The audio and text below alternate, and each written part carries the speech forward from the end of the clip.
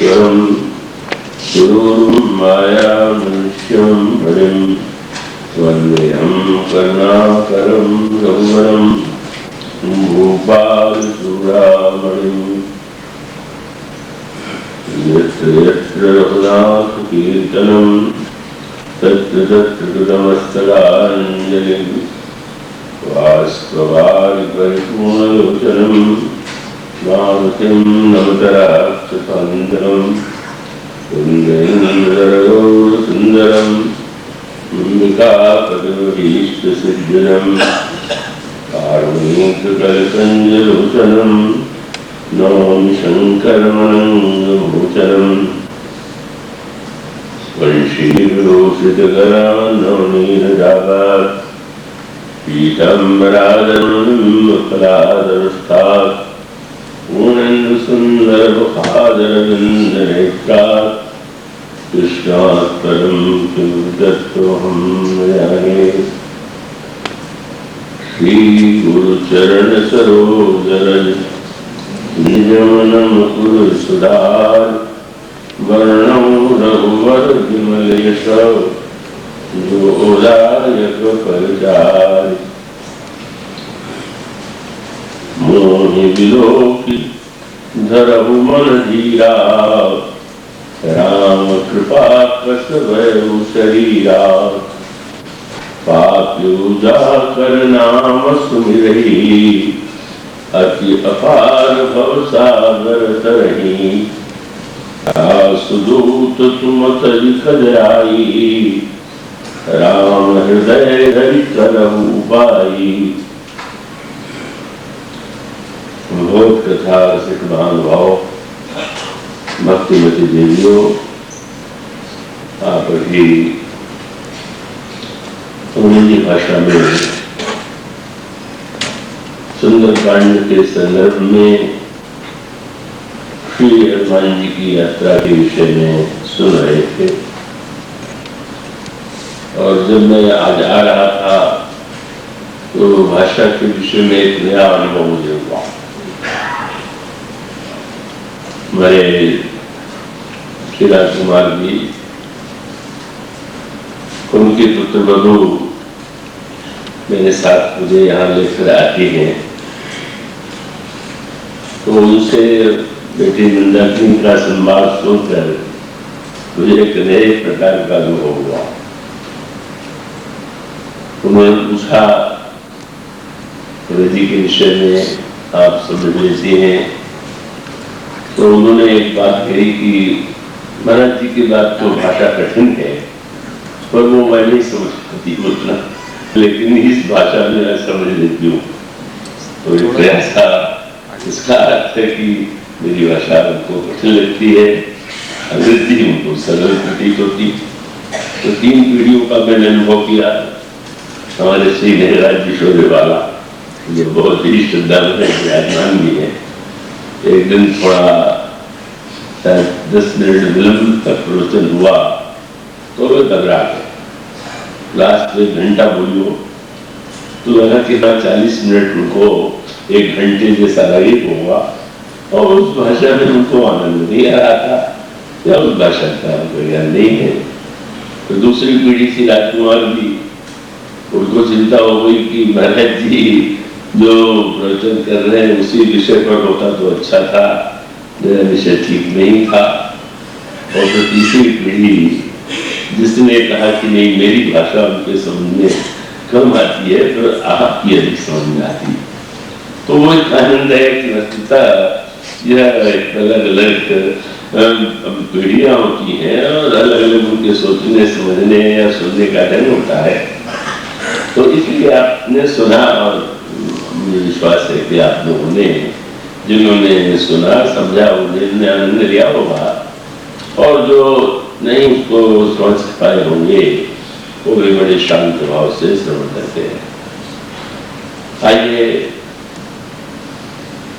समुद्र की यात्रा हनुमान जी ने की, पार किया।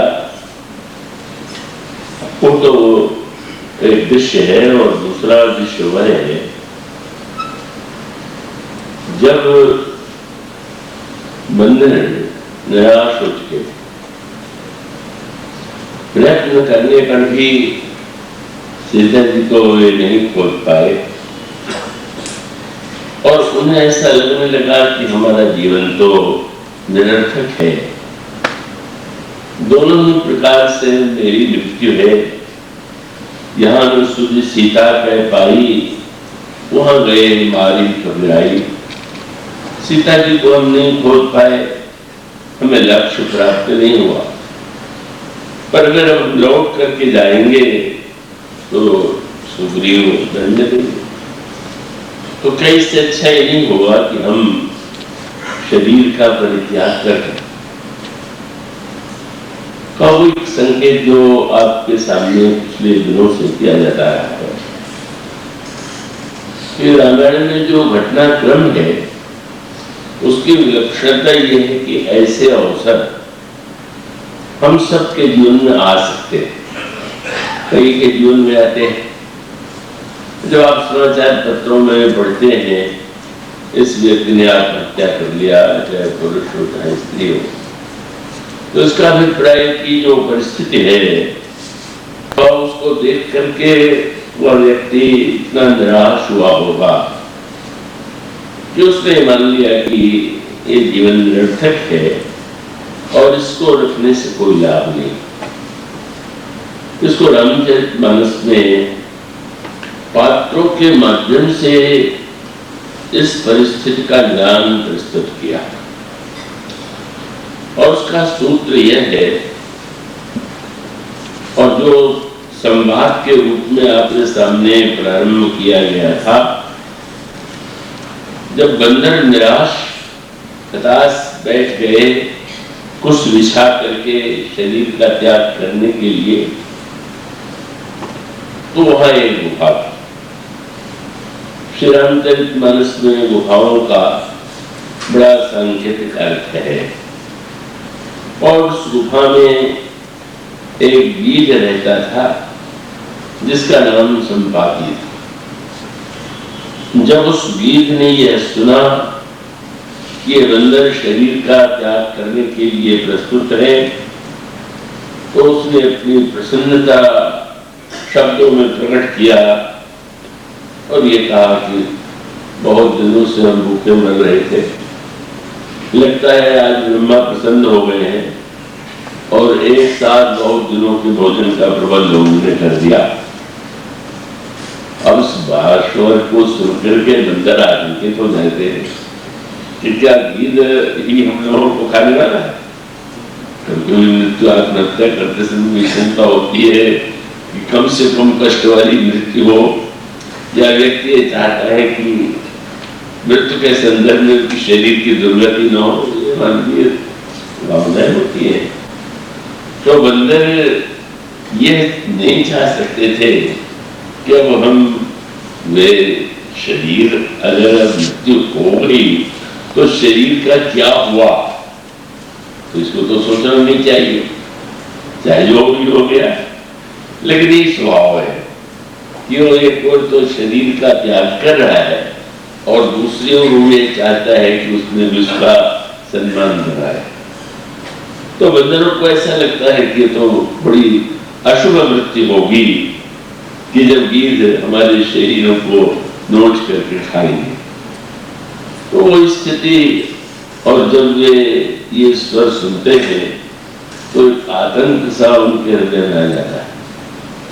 यद्यपि यह आतंक भी कल्पित था, क्योंकि जो बंदर वहां बैठे हुए थे वो महान योद्धा थे, बलवान थे, पर बलवान और योद्धा होते हुए भी एक गीध के स्वर से आतंकित हो जाना ऐसी विचित्र बात। तो उसका अभिप्राय यह है कि कभी कभी व्यक्ति जो है अपनी क्षमताओं को, अपनी सामर्थ्य को भूल जाता है। अपनी कमी तो उसको दिखाई देती है, पर उसमें कितनी विशेषताएं हैं, क्या है, इसे वो नहीं जान पाता।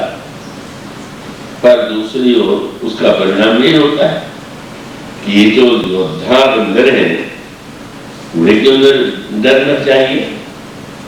कभी गीत से, अकेले गीत से डर गए, पर यह मानो जिसको कहते हैं मानवीय मन का कल्पित आतंक। व्यक्ति के मन में जब एक कल्पित भावना होती है, बनाई हुई अपनी ही भावना, तो उस समय वो स्वयं इतना अधिक आतंकित होता है कि वो अपनी विशेषताओं को भूल जाता है। महाभारत में, श्रीमद् भागवत में आप पढ़ते हैं कि भगवान श्री कृष्ण ने जब अपनी लीला समेटने का निश्चय किया तो वो आदेश उन्होंने अर्जुन के पास भेज दिया था कि अर्जुन, द्वारिका में जो महिलाएं हैं और जो बचे हुए लोग हों उन्हें लेकर के हस्तिनापुर जाए।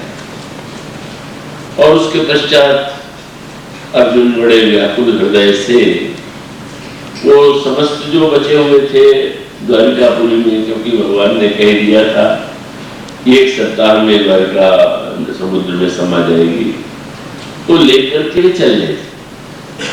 पर आश्चर्यजनक वर्णन क्या है कि मार्ग में वन प्रदेश में चलते हुए उनको वनवासी डाकुओं ने घेर लिया। और जब उन्होंने ये कहा कि जितनी स्त्रियां हैं, जितनी संपत्ति है, तुम इसे सौंप दो यहाँ।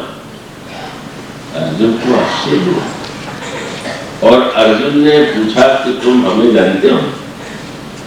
क्योंकि अर्जुन को ये विश्वास था कि मेरा नाम कौन नहीं जानता। कितना विश्वास था, मुझे कौन नहीं जानता हो। और उन्हें यह सुनकर के आश्चर्य हुआ कि उन्होंने कहा, जानते हैं तुम अर्जुन?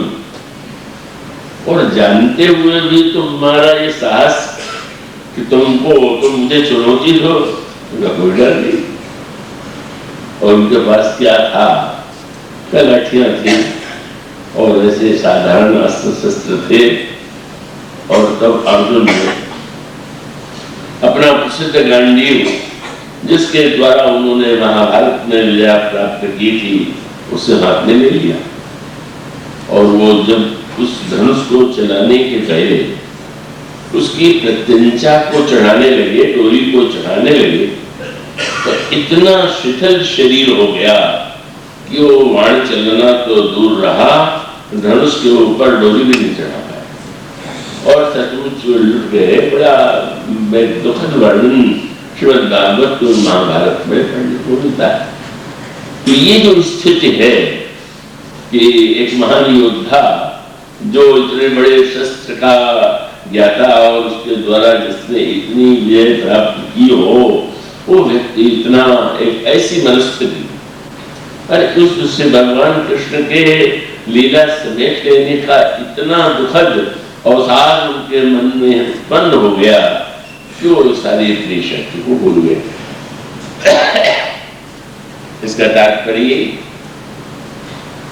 कि बंदरों को भी अपने विशेषताओं की और बल की विस्मृति हो गई। आप ये ध्यान रखें, मनुष्य में कुछ कमजोरियां होती हैं और कुछ अच्छाइयां होती हैं। थोड़ा सरल करके मैं कहने की कोशिश करूंगा, क्योंकि सुन लिया कि मेरी भाषा पुत्र वधु ही नहीं समझ पाती है, तो उसको थोड़ा समय कोशिश यही करूंगा वो जैसी सहज भाषा मेरी है उससे पढ़ा।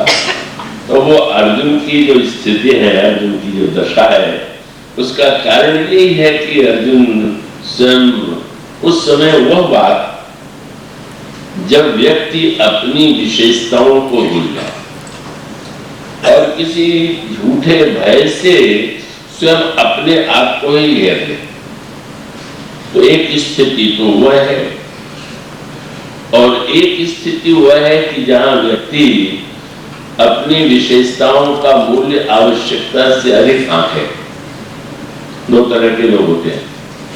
एक तो वे लोग होते हैं कि जो अपने में बड़ी हीनता और बड़ा अनुभव करते हैं कि मुझमें तो कुछ नहीं, और एक वे होते हैं कि जो यह मान बैठते हैं हम तो इतने योग्य हैं, हम चाहे जो कर सकते हैं।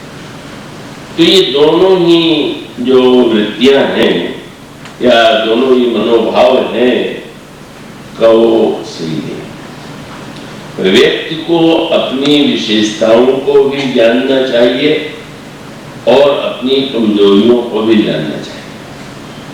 और उन दोनों को अगर हम सही सही अर्थ दे सकें, सही रूप दे सकें, तो ये जो दोनों वृत्तियां हैं वो हमारे लिए उपयोगी हो सकती है। क्या तात्पर्य है?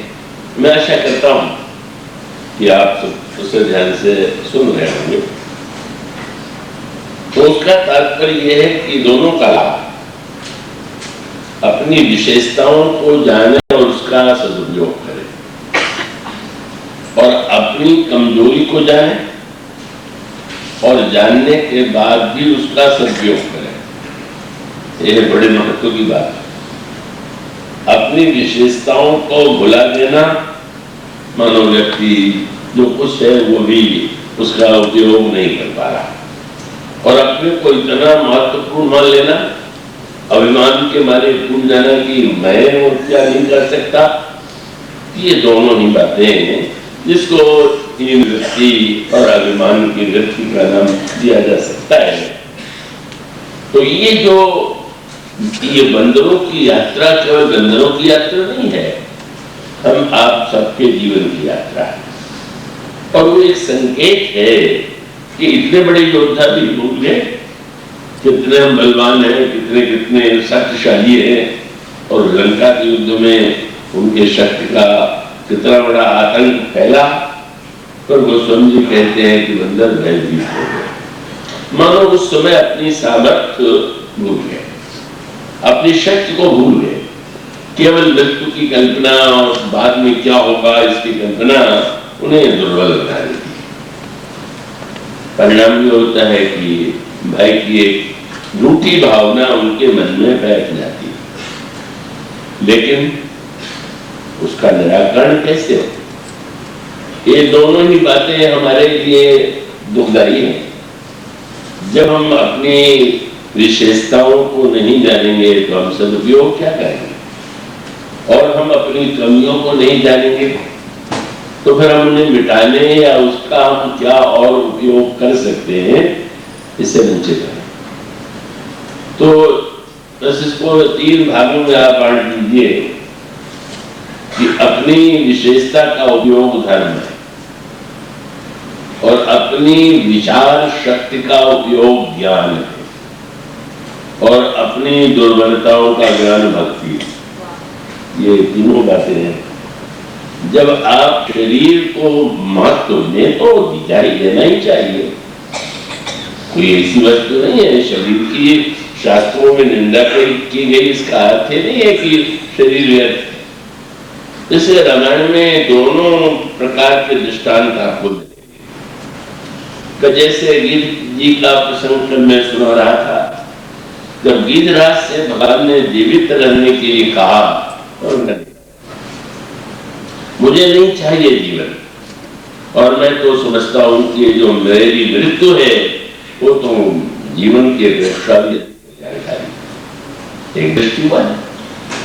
और दूसरी दृष्टि वो जो दूसरे पक्षी हैं जिनको हम काकभूषुंडी के रूप में पढ़ते हैं।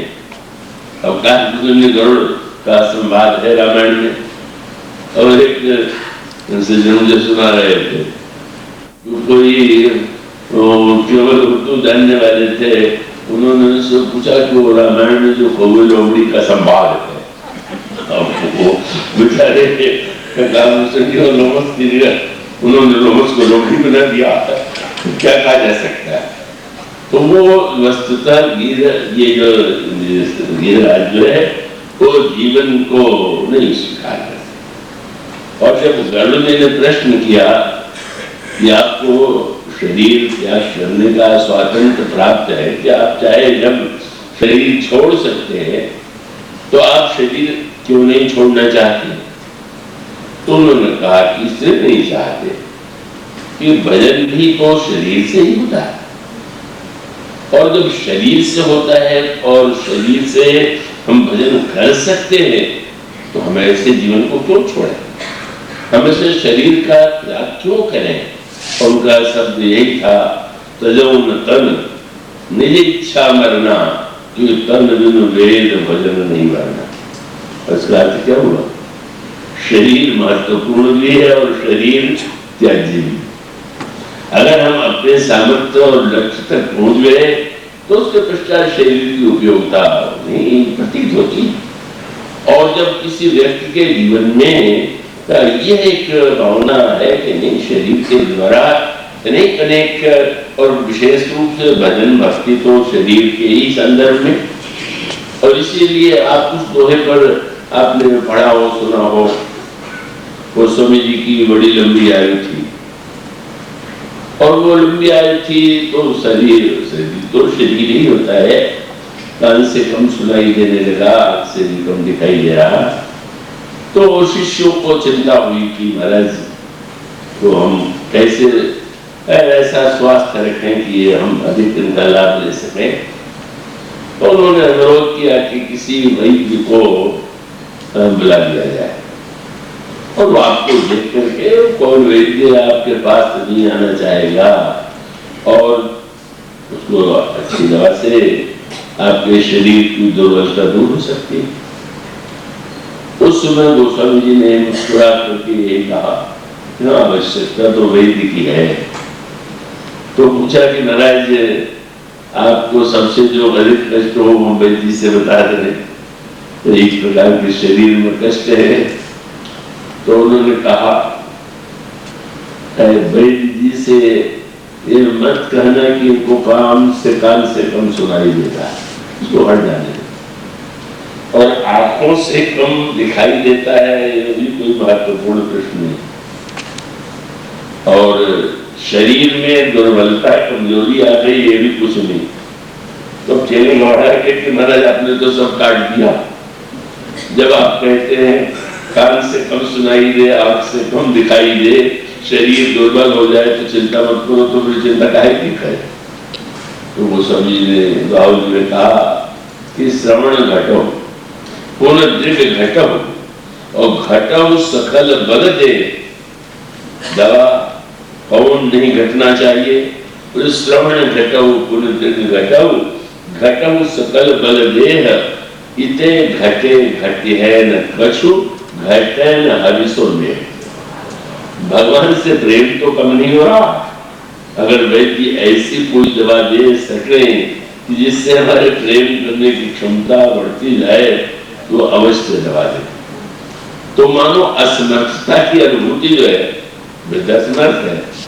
अब यह समर्थता की जो एक धारणा है वो इसको कष्ट भी बहुत देती, लेकिन उस असमर्थता में अगर वो समर्थ क्रम से जोड़ पाता है तो वो भी धन्य हो जाता है। तो इस तरह से योग कह सकते हैं कि हम सबका जीवन ही किसी न किसी रूप में उपयोगी। यह मानने की भूल नहीं करना चाहिए कि हम सर्वथा किसी काम के नहीं हैं, निरुपयोगी हैं। तो वो स्थिति में इन विविध पात्रों का जो वर्णन है आप उस पर ध्यान दीजिए। मैं आशा कर रहा हूं कि आप एकाग्रता से सुन रहे हो। रामायण में कई प्रकार के पात्र हैं। अब साक्षात भगवान राम हैं तो उनके लिए तो कहना ही क्या है, का वो तो सर्वसमर्थ हैं और उनकी महिमा और उनके गुणों का वर्णन करना संभव नहीं है। और वो श्री राम जो हैं व्यवहार में तो उनको अनुकरणीय मान के चला जाता है कि वो मर्यादा पुरुषोत्तम है और उनका व्यक्ति को चाहिए कि वो अनुकरण करे या जैसा वे करते हैं वैसा करे। पर वो श्री राम तो उससे भी आगे है। श्री राम अनुकरणीय तो है ही और राम ध्येय भी है और राम ज्ञेय भी। पर इस शब्द के बहुत में नहीं जाना चाहूंगा। ध्येय माने जिसका ध्यान किया जाए और ज्ञेय माने जिसको जाना जाए। तो ये जो श्री राम है, क्या अगर कोई एक व्यक्ति या आचरण जिनका श्रेष्ठ हो ऐसे महापुरुष होते तो अनुकरणीय होते, पर वो ध्येय और ज्ञेय तो नहीं हो सकता। ध्यान करने योग्य व्यक्ति नहीं होता है और उसका देखते हैं इसने अच्छा कार्य किया और हमें भी करना चाहिए। और ज्ञेय माने कौन है ये श्री राम ध्येय अनुकरणीय सब। और कई पात्र रामायण में हैं कि जो दोनों की तरह से श्रेष्ठतम है। जैसे आचरण के संदर्भ में, धर्म के संबंध में श्री भरत की महानता अद्वितीय है। वे अद्भुत पात्र हैं, जैसा पात्र और कोई श्री रामचरितमानस में नहीं दिखाई देता। श्री हनुमान जी जैसे उनका तो वर्णन चल रहा है, और श्री लक्ष्मण जी वो तो उन पात्रों में है कि जो हमारे लिए वंदनीय हैं, प्रार्थनीय हैं, और हम उनके द्वारा केवल उनका हम अनुकरण ही नहीं, हम उनकी प्रार्थना के द्वारा शक्ति भी पा सकते। और कुछ ऐसे पात्र हैं रामायण में जिनके चरित्र में आपको इससे भिन्न रूप दिखाई देगा। अब जैसे भगवान परशुराम हैं, वे भगवान के 24 अवतारों में से हैं, और 100 अवतार में हैं तो वंदनीय है, पर वंदनीय है पर वो अनुकरणीय नहीं। अनुकरणीय का अभिप्राय, अब जब परशुराम जी महाराज धनुष टूटने के बाद आते हैं तो इतना आतंक फैल जाता है कि वो राजा डर के मारे कांपने लगते हैं, और पहले वो योजना बना रहे थे कि हम बलपूर्वक सीता को छीन लेंगे। वो कह रहे थे कि ये कैसा जादूगरी हो गई कि धनुष टूट गया, हमने तो देखा ही नहीं, कब खाया कब तोड़ा कैसे तोड़ा। क्योंकि तुलसीदास जी ने यही लिखा कि लेत चढ़ावत खैंचत गाड़े काहू न लखा देख सब ठाड़े। और कुछ इसमें वो हम नहीं मानते, तो धनुष तोड़ने से भी काम नहीं बनेगा, हम छीन लेंगे। और उसी समय आ गए परशुराम जी, और परशुराम जी आ गए तो योजना सारी भूल करके आपने लगे। एक राम वो है जिससे डर नहीं लगता, वो अभी है वहां पर, और दूसरे राम वो है जिनसे डर लगता है, और साधारण डर नहीं लगता है। बिल्कुल भूल गए कि हम लड़ने के लिए सीता जी को छीनने के लिए प्रस्तुत हुए थे। अब तो एक ही काम रह गया, क्या बोले पितु समेत कहीं कहीं निज नामा लगे करण सब दंड प्रणामा। परशुराम जी के चरणों में सब साष्टांग प्रणाम करें और वो परिचय दे देते हैं, महाराज मैं उस राजा का पुत्र हूँ, आपने उनको क्षमा कर दिया था उस पर भी।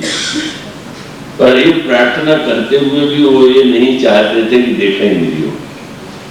इतना आतंक की गोस्वामी जी ने कहा अगर परशुराम जी किसी को स्नेह से भी देख दे तो उसको लगता था कि मैं गया, ऐसे पढ़ना था। जे सुभाय चितमय हित जानी सो जानई जन आय खुदानी। इसका अभिप्राय यह है कि महानतम होते हुए भी उससे तो डर लगता है, आतंक की सृष्टि होती है, तो वो डर या आतंक उत्पन्न करना ये आदर्श नहीं हो सकता। अपने आप में उनके अवतार का उद्देश्य था और ये कार्य उन्होंने किया। जो अन्यायी अत्याचारी हो गए थे उन्हें दंड दिया, पर दंड के बाद एक भय व्याप्त हो गया। तो मानो परशुराम जी महाराज के प्रसंग में यह संकेत पढ़ने को मिलता है, ये राम से राम का संवाद हो रहा है, संयोग से नाम भी एक ही है और दोनों ही अवतार हैं। एक राम को देखकर डर नहीं लगता और दूसरे को देख करके डर लगता। गोस्वामी जी ने कहा कि आप श्री राम के लिए गोस्वामी से पूछा गया कौन सी उपमा देना चाहेंगे, तो राम तो सूर्य है, उन्हें तो उदय दिन मनुष्य पर रघुवर परशुराम जी आए, तो महाराज आप परशुराम जी को क्या उपमा देना चाहेंगे? बोले आए रुकुल कमल पतंगा। कितनी विचित्र सी भाषा है, एक सूर्य श्री राम है और दूसरे सूर्य परशुराम जी। कोई वो राक्षस या असुर तो नहीं है, अवतारों में उनकी घटना, तो दोनों में अंतर क्या है?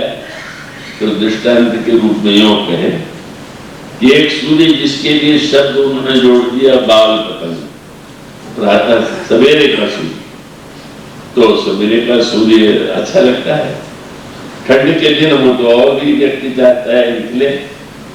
पर जब देश की दोपहरी वाला सूर्य हो तो क्या व्यक्ति स्वागत कर पाता है? वो तो गर्मी से भाप करके अंधेरे में छिप जाना लगता है। तो इसका अभिप्राय है कि परशुराम जी के चरित्र में सामर्थ्य तो है, पर उनको हम अपने जीवन का आदर्श नहीं बना सकते, उतना क्रोध या दंड देने की व्यग्रता।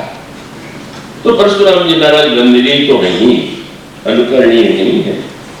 कुछ पात्र ऐसे हैं जो वंदनीय हैं, अनुकरणीय हैं, और कुछ पात्र बड़े विचित्र हैं।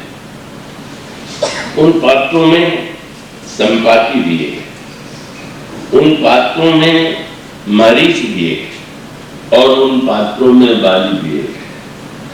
ये ऐसे विचित्र पात्र हैं, और ये बहुत समझने की बात है। रामायण में एक तरह के पात्र नहीं कि सब बहुत अच्छे हों, सब बड़े त्यागी हों, सब बड़े विरागी हों, सब बड़े बलवान हों, तो तरह तरह के।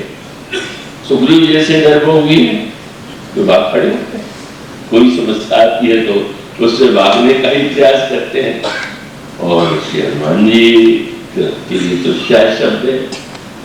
तो उसमें यह जो अंतर है, उस अंतर को यूं कहें कि जैसे बाली, तो बाली कैसा पात्र? तो एक जीवन का भाग देखें तो बड़ी उसकी चेष्टा, उसका काम बड़ा निर्णय, और दूसरी ओर वही बाली इतना ऊंचे उठ जाता है, ऐसा विरोधाभास बाली के जीवन में दिखाई देता है। और मारीच के जीवन की विशेषता भी, जो या तो रावण का आज्ञाकारी सेवक था, और या अंत में भगवान की शरणागति के माध्यम से उसने आपको धन्य बना दिया। और संपाति का जीवन इसी प्रकार का। हम सब पात्रों की तुलना नहीं करना चाहेंगे, पर उसका सूत्र यही है कि जो वंदनीय है उनके प्रणाम, उनको प्रणाम करें, पूजा करें। जो अनुकरणीय है हम उनके पीछे चलने की चेष्टा करें। पर ये जो ऐसे पात्र की जो पहले बुरे थे और बाद में अच्छे बन गए, वो हमारे लिए बड़े उपयोगी। और उसका अर्थ ये है कि हम में से अधिकांश लोग या बहुत ऐसे व्यक्ति होते हैं कि जिनमें अनेक बुराइयां होती हैं, और उन बुराइयों से उठने का क्या उपाय है, और जिन पात्रों ने उन बुराइयों से अपने आप को ऊपर उठा लिया, कैसे उठा लिया। तो इस अर्थ में अगर विचार करके देखें तो ये जो संपाति का जो चरित्र है वो बड़ा अनुकरणीय नहीं है। अनुकरण की बात तो वहां आई ही नहीं, पर संपाति ने अपनी जो आत्मकथा सुनाई, तो आत्मकथा दो प्रकार की होती है। एक तो आत्मकथा का नाम है और नाम है आत्मप्रशंसा, अपने बारे में आप चाहे जो बात लिखते चले जाइए। और एक है कि अपने जीवन को सही सही अर्थों में बता देना। तो संपाति की सबसे बड़ी विशेषता यह है कि जब बंदर आतंकित हुए तो अंगद ने विचार का उपयोग किया, जिसकी चर्चा की गई थी। और उसका अभिप्राय कि इस भय से, अपने को मृत्यु के भय से अपने आप को मुक्त करने के लिए उपाय है कि विचार के दौरान सोचे। उस समय उन्होंने जटायु का नाम लिया। जब जटायु का नाम लेते हुए अंगद ने ये कहा, ये धन्य जटायु सम को नहीं, जटायु के समान कोई धन्य नहीं। क्यों? राम काज कारण तनु त्यागी, हरिपुर गयो परम बढ़ाई। श्री राम के कार्य के लिए जिसने शरीर का त्याग कर दिया और भगवान के लोक में चला गया, उन जटायु के समान कौन हुआ? जटायु का नाम सुनते ही संपाति ने, अरे संपाति और जटायु दोनों सगे भाई। अब उसको इस संदर्भ में विचार करके देखिए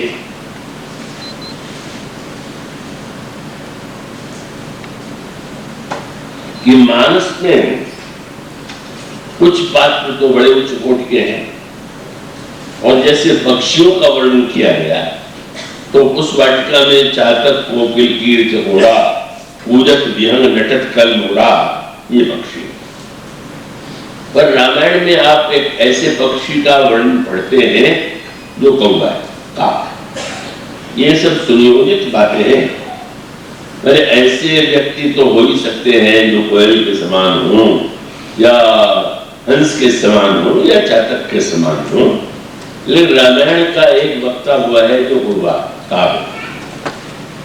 और रामायण का दूसरा पात्र जिसके विषय में कह रहे हैं, यह जो संपाति है वह गीत। आपने ध्यान लिया, ये दोनों ही पक्षी बहुत बुरे माने जाते हैं। तो वह अपने आप में उसके ऐसा लगता है कि आप किसी को की ओर थोड़ी सी रोटी दिखला करके चाहे कि आ जाए तो आधे घंटे और भाग जाएंगे, उसमें विश्वास नहीं। और विचित्र कोई ऐसा दोष ही नहीं है जो उस तरह का काकवृत्ति अगर किसी में हो तो न दिखाई दे। अब वो भक्तों ने जो वर्णन किया उसके पीछे रहस्य क्या? महर्षि वाल्मीकि ने रामायण की रचना की है, तो प्रश्न किया गया कि महर्षि वाल्मीकि को हम किस रूप में देखें। तो आप राम रक्षा में पाठ जो करते होंगे वो जानते होंगे कि वो वंदे वाल्मीकि कोकिलम, वाल्मीकि की तुलना कोयल से की गई। मानो वाल्मीकि रामायण क्या है? कोयल का कूक। अब रामचरितमानस का वक्ता कौन बनाया जाए? तो कोयल है। बोले यहाँ वक्ता कौवा। एक सोचे समझे ढंग से बात कही, उसका अर्थ ये है कि कोयल ही नहीं, कौवा भी धन्य हो सकता है। अगर ये कह दे कि कोयल हुए बिना कल्याण नहीं होगा तो नहीं थी। तो रामायण का संदेश यह है कि हमारे राम की कथा का कोकिल के द्वारा भी, और जब काकभूषण की कथा सुनाने लगे तो गोस्वामी जी ने एक बात की लिखा, वक्ता हुआ सुनने के लिए नाना प्रकार के पक्षी आए, तो सारे पक्षियों में सबसे कठोर कंठ जो है वो कौवे का होता है। तो उस समय तुलसीदास जी से कोई पूछ नहीं सकता था, क्यों कोयल कूके तो सबको अच्छा लगता है, तो कौवा बोले तो उन्होंने शब्द क्या सुंदर लिखा, बोले बोलो मधुर वचन तब कागा, मधुर स्वर में कौवा बोला। हंसी आ गई, कौवे में कोई मधुर स्वर होता है क्या? उस स्वामी जी ने कहा कौवे का स्वर भले ही मधुर न हो, पर हमारे राम की कथा ऐसी है कि स्वर को मधुर बना देती। जो राम का गुण गा रहा है, राम के गुणों की चर्चा कर रहा है, वो तो मधुरता की पराकाष्ठा है। कंठ के माध्यम से अगर राम कथा में मधुरता लगे तो वो तो अभी व्यक्ति जो है विषयी व्यक्ति नहीं है। स्वादिष्ट जैसे कोई वस्तु हो तो स्वादिष्ट लग रही है, पर कोई व्यक्ति कौवे के स्वर में भी अगर भक्त रस का आनंद पा ले तो बाबू उन्होंने कहा, उनसे का अभिप्राय था कि हमारे राम कथा का वक्ता तो कौवा है, तो मानो हंस है, हंस के रूप में सबको तालमेल बैठाया गया। पूछा गया जब भूषण जी कथा सुनाते हैं तो सुनता कौन? बोले सुना ही सकल मति विमल मराला। जितने श्रेष्ठ हंस थे कथा सुनते थे और कौवा कथा सुनाता था। मानो संकेत यह है कि हम जो भी जैसे भी अगर हम काक के समान दोषों से भरे हुए, और काकभूषण जी का जीवन भी हमारे लिए बड़ा उपयोगी। क्यों? वे भी नीचे से ऊपर गए, उन्होंने अपने जन्म की जो गाथाएं सुनाई गरुड़ जी को, तो उनके जन्म में आप उनके जीवन में आप पाते हैं जो पात्र प्रारंभ से ही बहुत अच्छे होते हैं, तो उनकी पूजा करने का तो मन होता ही। पर अब जब अपने से तुलना करें तो लगता है भाई कहाँ वे और कहाँ हम। पर इस तरह के पात्रों को देख करके मनुष्य को ढाढ़स बनता है, साहस बनता है कि नहीं, हमें कई कमियां भले ही क्यों न हो, लेकिन हम उससे भी ऊपर उठ सकते हैं। तो उनको तो शंकर जी ने शाप दे दिया था, कि तुमको अभी अजगर बनना पड़ेगा और 1000 जन्म और लेना पड़ेगा। ऐसी उनकी एक स्थिति थी। और बाद में वही काकभूषुंडी जो है महानतम भक्त संत और रामायण के आचार्य के रूप में समझा है। तो इन पात्रों के द्वारा हम यह सीख सकते हैं कि क्या कमी हमारे जीवन में होती है और उन कमियों से हमारे जीवन में क्या समस्याएं उत्पन्न होती हैं। और संपाति ने भी जो अपनी जीवन गाथा बंदरों को सुनाई, वो बड़े उपदेश लाए, ग्रहण करने योग्य है, समझने योग्य। क्या समझने योग्य? संपाति ने भी अपनी आत्मकथा सुनाई। एक पक्षी गीत, एक कौवा। तो रामायण में अच्छे पक्षी तो बहुत, श्री लक्ष्मण चातक है, गोस्वामी जी विनय पुत्र के उनकी तुलना चातक से करते। उन्होंने कहा चातक चतुर राम श्याम घन के, राम श्याम घन के आप चातक हैं। भरत जी के लिए तो आप पढ़ते ही, भरत हंस रविवंश तड़ागा, जन्म कीन कुंडोस जुड़ागा। भरत हंस है और उसी प्रकार से चकोर भी है। रामचंद्र मुखचंद्र छवि, लोचन चारु चकोर। मानो इस प्रकार के पक्षियों के माध्यम से जो हमारे हृदय में पक्षपात की वृत्ति है। एक तो पक्षी का अर्थ है जो आकाश में होता है, और दूसरा पक्षी का अर्थ है कि हमारा जब कोई पक्षपात हो, आग्रह हो, तो पक्षी। तो पक्षी, इनको मुसंदी जी को शाप इसीलिए मिला कि तुम बड़े पक्षपाती हो, इसलिए जाओ पक्षी होगा। तो चातक का दर्शन हो रहा है, हंस भरत का दर्शन हो रहा है, और जो भक्त हैं चकोर के रूप में दर्शन दे रहे हैं। इस तरह से सभी का दर्शन तो हो ही रहा, लेकिन निराश होने की आवश्यकता नहीं। चातक को गिर चकोर ही नहीं, काक और गिर भी धन्य हो जाते हैं। ये दोनों के तुलनात्मक है, एक दोनों की तुलना यदि करें तो दोनों की कथा हमें बड़ा संदेश देने वाली। उसमें काकभूषुंडी जी की कथा का तत्व क्या है? तो उनके हृदय में पक्षपात, और पक्षपात तो सभी के हृदय में होता है।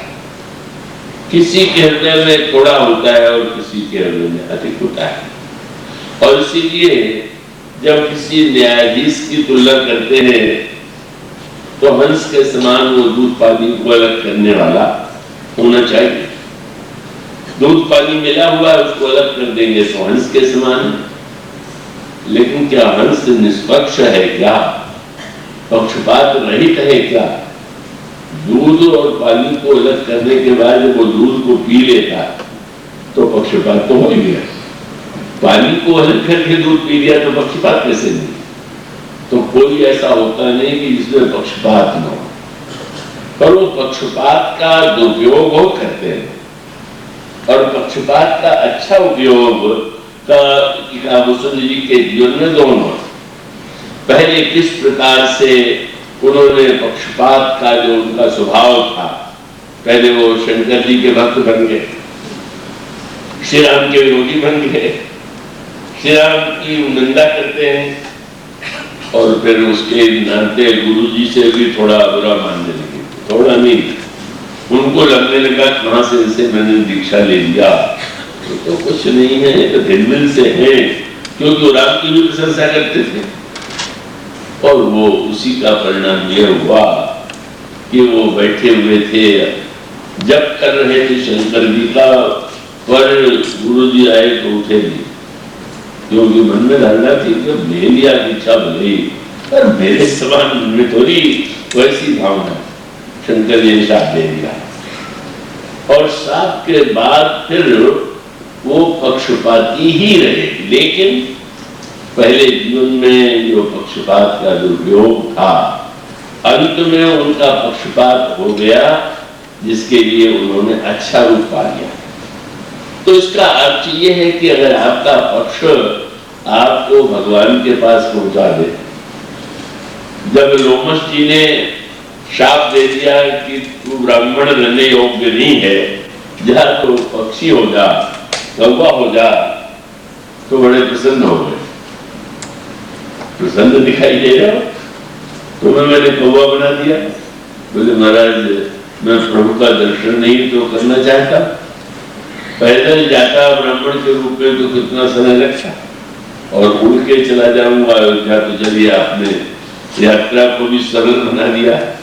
ब्राह्मण बन करके जाता तो द्वार पर रोक लिया जाता कि आज्ञा है कि नहीं, कैसे जाओगे, होगा तो आज्ञा लेके प्रवेश करता नहीं। मानो उसमें भी उनको एक गुण और आनंद का अनुभव हो गया, और वो अपने आप में धन्यता का अनुभव करने लगे। संपाति की जो आत्मकथा है वह बड़ी महत्वपूर्ण। बदलों से संपाति ने ये कहा, अब आप गिर के विषय में विचार कीजिए। गिर ऐसा एक पक्षी है जो विशाल और उसकी आंखें बड़ी पहनी होती है, और गिर में उड़ने की एक सामर्थ्य होती है, अधिक से अधिक उसके पंखों में उड़ने की शक्ति है। मानो केवल गिर पक्षी, हम में से बहुत से लोग चालक होकर गिर से बोल भी होंगे और गिर भी होंगे। अब वो गिर कौन है, वो दूसरे को न बना दीजिएगा, वो तो आप दूसरों को बनाते ही रहते हैं कि वो गिर है पूरा, पर वो देखना चाहिए कि हम में वो गिर है कि नहीं। तो याद रखिएगा, ये बारीकी से सुनने समझने से ये बड़ी समस्या, तो सारे लक्षण दूसरों में घटाए जाते हैं। ऐसा कुछ नहीं। गिर माने ऊंचा उड़ सकता है, आंखें पहनी है, लेकिन उड़ करके पहनी आंख का उपयोग क्या करता है, खोजता है कहीं मुर्गा पड़ा हुआ है क्या, और वहां से उड़ करके जो देखेगा वो मुर्गा तो उड़ के पहुंच जाएगा, ऊपर से नीचे उतर आएगा और वो देगा मांस खाने लगेगा। जब कोई व्यक्ति बहुत बुद्धिमान पहली दृष्टि वाला हो, कई लोग बड़ी पहली दृष्टि वाले होते हैं, कई लोग बड़ी ऊंची उड़ान कर सकने की शक्ति रखते हैं, पर करने के बाद अगर मुर्दे का मांस सही खाना है, अगर जीवन में विषयों के लिए ही उन बुद्धिमत्ताओं का उपयोग करना है, तो फिर वो तो गिर निंदनीय नहीं तो क्या अच्छा माना जाएगा। लेकिन ये जो गिर थे संपाति और जटायु, माने वह व्यक्ति जो अपने दोनों अंग विशेषताओं का, अच्छाइयों का उपयोग अच्छा नहीं करता, उड़ने की शक्ति और देखने की शक्ति दोनों का सही उपयोग नहीं कर रहा। अब यहां देखिए विचार करके, संपाति ने यह कहा, ये जटायु और संपाति दोनों भाई, तो संपाति ने जटायु से ये कहा कि हम लोगों की बड़ी निंदा होती है कि गिर ऊपर जाके नीचे उड़ता है तो हम लोग ऊपर चले, बहुत ही महत्व की कथा। हम नीचे नहीं चले, हमारा लक्ष्य ऊंचा होगा, हम ऊंचे उड़ेंगे और तब हमारा कलंक मिट जाएगा। जटायु जी को भी लगा कि ठीक है ही तो कहे, हम अगर सूर्य की दिशा में बढ़े तो वो दिखाई देगा कि नहीं, ये गिर अपने पंख और अपनी दृष्टि के द्वारा प्रकाश और सूर्य के पास पहुंचना चाहता है। लेकिन आगे चल करके संपाति ने ये कहा कि हुआ ये कि जब हम आकाश में उड़ने लगे तो सूर्य के ताप से जटायु घबरा गया, और जटायु ने कहा कि भाई संपाति मैं आगे नहीं जा सकता, मैं लौट रहा हूं। तो ऐसा लगा कि ये तो कायर है, संपाति वीर है, बहादुर है, वो आगे बढ़ता गया। लेकिन बहुत अच्छी बात यह है कि संपाति ने ये कहा कि नहीं, मुझमें और जटायु में अंतर, मैं इसलिए नहीं लौटा कि मैं बहुत ऊंचा था, इसलिए वो नहीं लौटा कि वो करण दुर्बल था, वो कायर, वह विचारवान था। उसको लगा कि सूर्य का प्रकाश तो नीचे से भी मिलता है, तो क्या सूर्य को हम सूर्य तक पहुंच जाएं।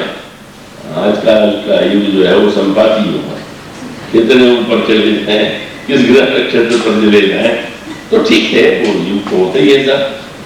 तो ऐसी स्थिति में विचार ये हुआ कि प्रकाश लेने के लिए नीचे से ले सकते हैं, और ऊपर माने प्रकाश की इच्छा उतनी नहीं है जितना अपने अभिमान के प्रदर्शन के, जो काम कोई नहीं कर पाया वो हमने कर लिया। और तब मानो जटायु और संपाति, जटायु का लौट जाना कायरता का लक्षण नहीं था।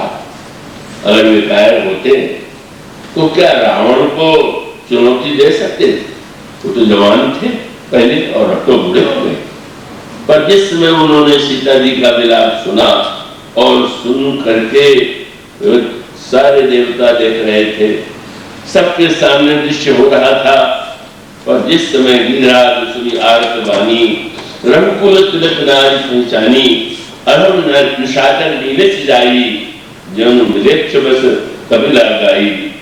और तब उन्होंने कहा, सीते पुत्र तरस जनित रासा, करिहो जातु धान करना सा। पुत्री सीता तुम बिल्कुल चिंता मत करो, इसका मैं वर करूंगा। इससे स्पष्ट हो गया कि गीत कायर नहीं थे वीर, और कई लोग ऊपर से वीर लगते हैं पर भीतर से कायर होते हैं। कौन? बोले जो ये डरते रहते हैं कि लोग क्या करेंगे। जब वो कोई वीरता के काम करते हैं तो इस डर के मारे करते हैं कि लोग हमें ऊंचा माने। कभी कभी डर के मारे व्यक्ति जो नहीं ठीक लग रहा है उसको चले जा रहे। तो यह विचार की वस्तु थी कि उस गीत ने निर्णय किया कि नहीं, क्या जीवन का उपयोग हुआ, और वो लौट आए।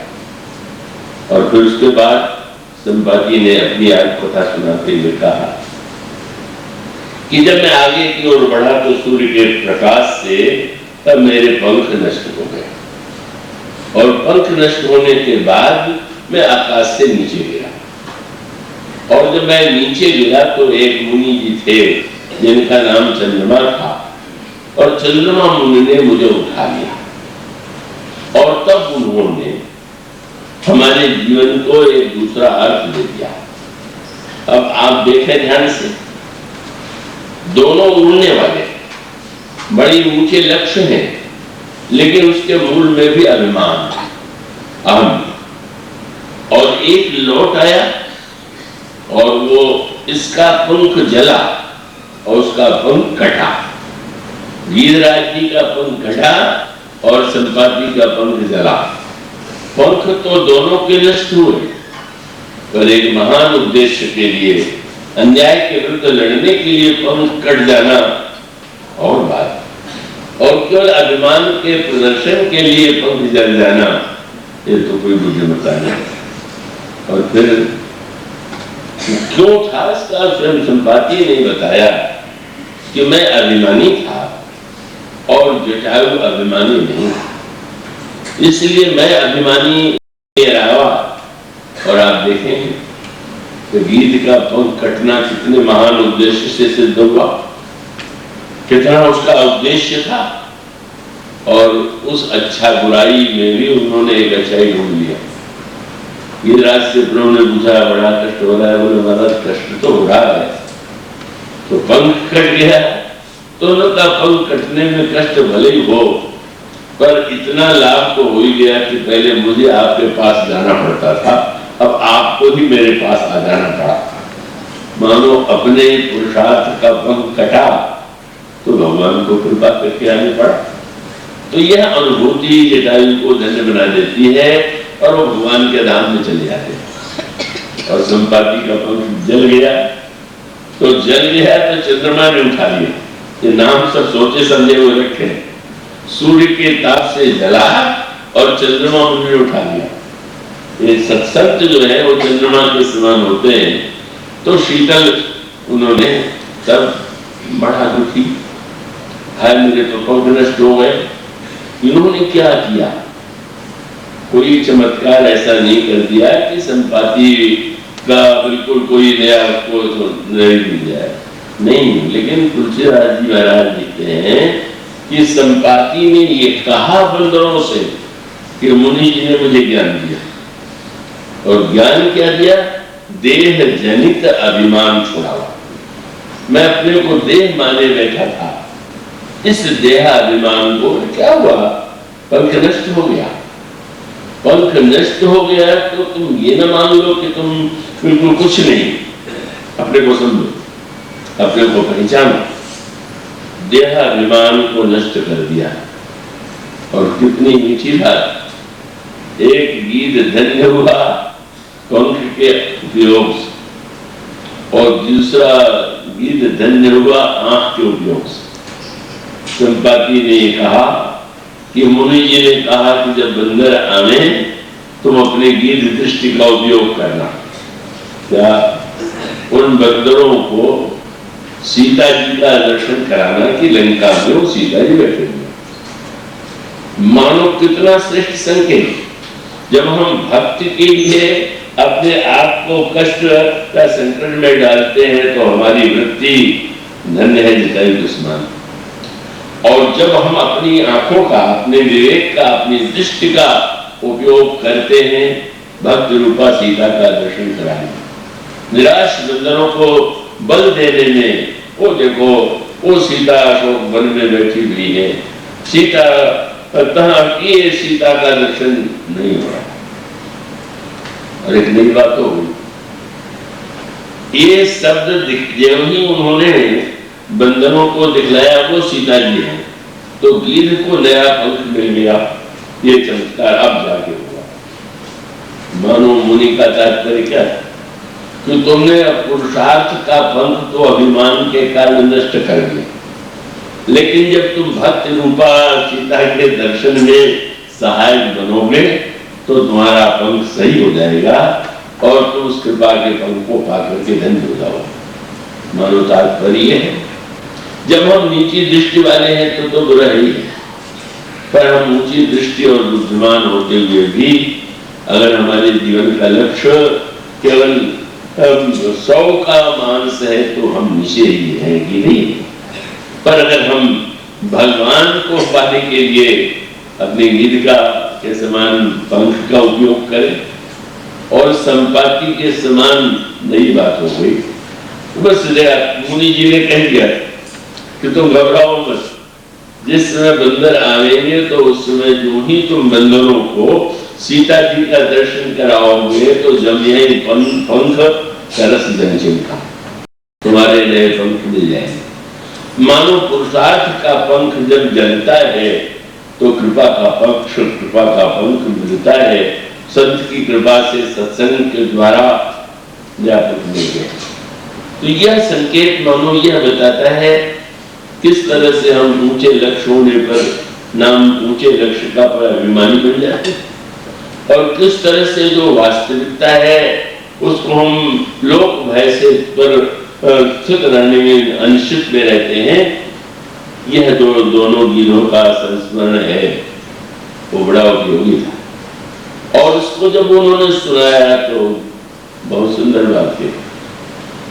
बंदरों से बंदर तो सुन के घबरा गए, क्योंकि संपाति ने कह दिया कि समुद्र को 100 योजन के समुद्र को जो लांघेगा वही पहुंचेगा। तो घबरा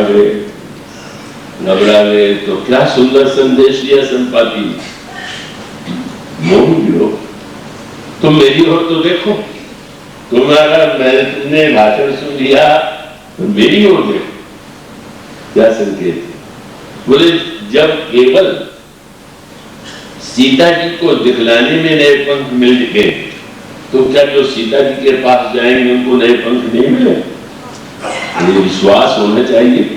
वो पंख केवल हनुमान जी को मिल पाया, अन्य बंदर जो है देख करके सुन करके भी उससे प्रेरणा नहीं प्राप्त कर सके। मानो संपाति के रूप में जो संदेश है, हम जब समस्त पुरुषार्थ के बाद भक्त की दिशा में बढ़ते हैं तो हमारा जीवन धन्य हो जाता है। बंदरों को वह प्रेरणा उन्होंने दी और उसका उपयोग हनुमान जी के माध्यम से हुआ। ये इतना आज इसकी चर्चा बाद में बना। बोलिए क्या